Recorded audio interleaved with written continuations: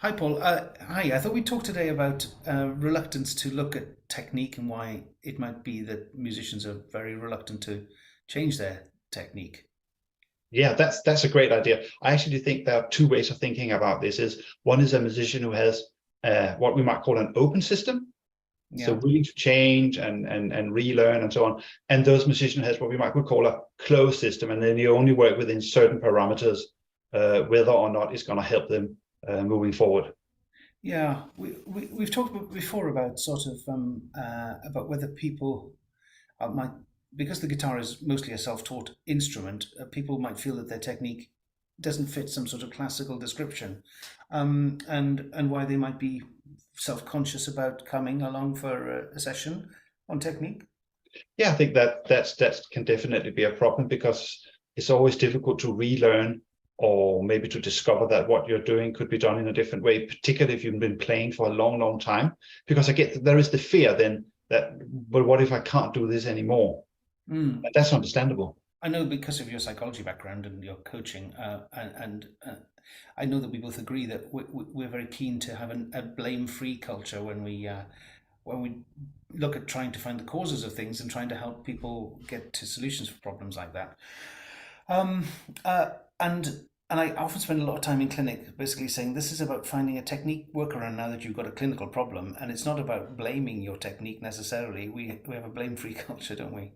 Yeah, absolutely. I think the important thing for me is I always say to the guitarist, don't change what is working for you. Mm. Keep that.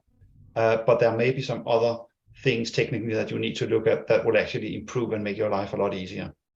So, what's your view about how sensitive most teachers are in conservatoires, etc., to somebody that maybe say developing pain when they're practicing? Yeah, I mean, that in itself is probably a very sensitive question. And I think it depends on who you speak to. But I think that certainly that sometimes I come across this problem that a guitarist will say, this is what I've been taught to do, and I've been told that this is how I must do it. And if it then doesn't work for them, well, then that obviously can't be the right answer. So I think learning about physiology, learning about how the body functions should be key for all young musicians who are studying music, Yeah, because they need to know how the body is functioning. And if the teacher doesn't know that, yeah. then how can the teacher actually help them if they are developing issues? Yeah. So yeah, I think that's essentially the vast majority of people that we don't see that have no physical problems are very excellent teaching, and what we see here is the tip of an iceberg of people who come, they're unhappy, they've had a bad experience, and they've had what sounds like an insensitive teacher, and that we're only hearing it from one point of view, obviously. But yeah, that does happen, doesn't it?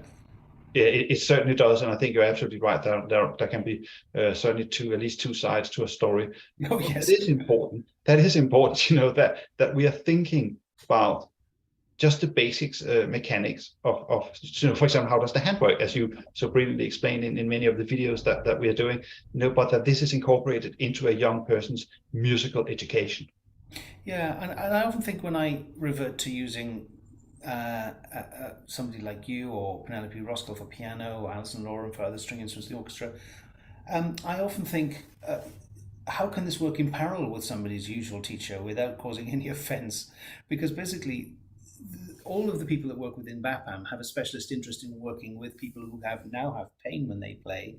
And how can you find solutions for that? And that's not part of normal teaching, is it? No, not necessarily. And I think that's where one of the problem actually are, that should be incorporated into when you are learning to play an instrument, Yes, it's more of a particularly like the forensic. guitar.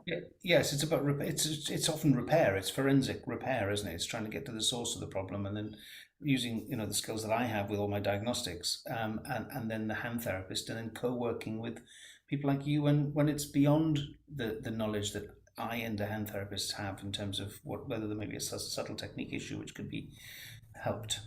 Yeah, and I think well, prevention is obviously better than cure, but there needs to be a certain awareness and openness about these things in musical institution. And I'm not saying that there isn't, because you and I both know that there's a lot of stuff going on in different parts of the world in music colleges, as we witnesses in the conference in Yeah. Norway. But I think there's still work that can be done, and we can always get better and do more. Yeah, the Healthy Conservatoires Network is a recognition of the fact that that's needed now. We need a much more heightened awareness and mindfulness. And the other thing we've talked about is that when somebody has had an injury and they've come back from it, how very often that they're much more mindful of preventing themselves from having an injury in the future. Yeah, I think that's the real wonderful thing also with the work that I do, because those people who are coming to me, they are really open-minded guitarists, and it's to see the change that happens afterwards and Yeah. how they are willing to progress and try new things and develop things that work personally within their technical realm, and that's just brilliant to see.